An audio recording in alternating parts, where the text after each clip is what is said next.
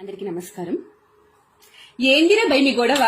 దొరేడా అని ట్విట్టర్ లా, ఫేస్బుక్ లా, కొన్ని TV channels లా లొల్లి చేస్తున్నారు.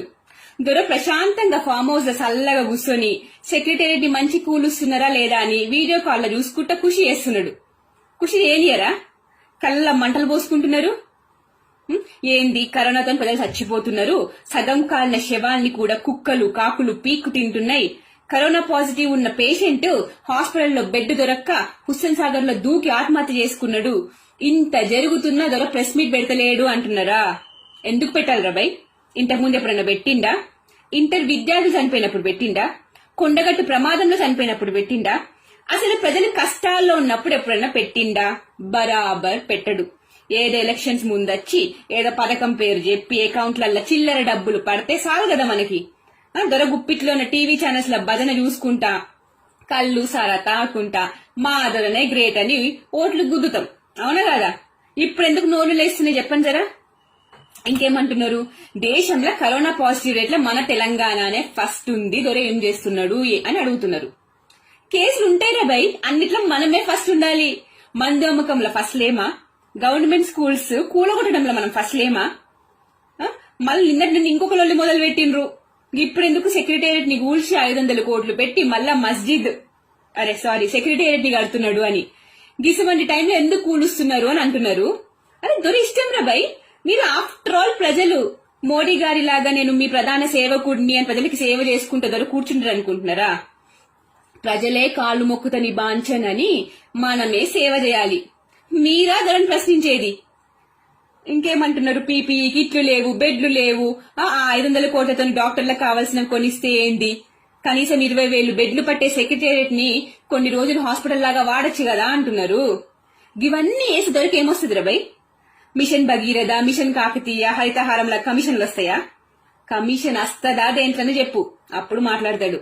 కమిషన్ లేదంటే నీకు నాకు రామ్ రామ్ అంటాడు. ఆయన కరోనా ఈ రోజు ఉంటుంది, రేపు పోతుంది రబై.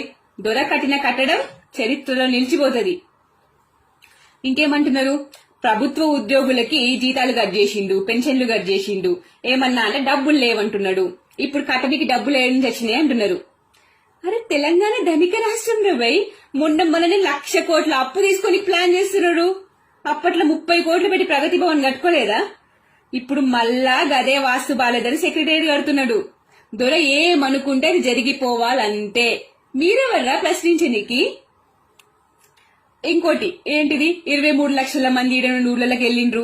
హైదరాబాద్ అంటే ఊర్లలో రాణిస్తలేరు, హైదరాబాద్ పేరంతా బద్నామైతుంది, ఇదేనా బంగారు తెలంగాణ అడుగుతున్నారు.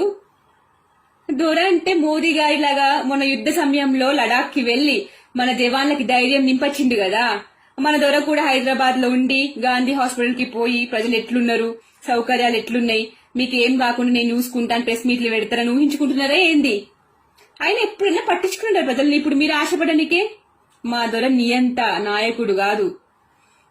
ఏమన్నాడు అప్పట్లా? మీరే అన్నారు కదా. ఏమంటున్నారు? ఇంకా మాస్కులు కూడా వేసుకోకుండా ఎమ్మెల్యేలు పనిచేస్తారు అని అడుగుతున్నారు. ఇప్పుడు ఏడికి పోయినని అడుగుతున్నారు. గసు వంటి మాటలు మస్తు చెప్తాం రబై. దళితుల్ని సీఎం చేస్తా అంటాం, 3 ఎకరాల భూమి ఇస్తా అంటాం, ఇంటికి కొలువు అంటాం, అట్లెన్నో చెప్తాడు. తీస్తే పెద్ద చాటవార్తం అవుతుంది. గవన్నీ లెక్క చేయకుండా ఓట్లేసి గెలిపిస్తుండ్రా లేదా?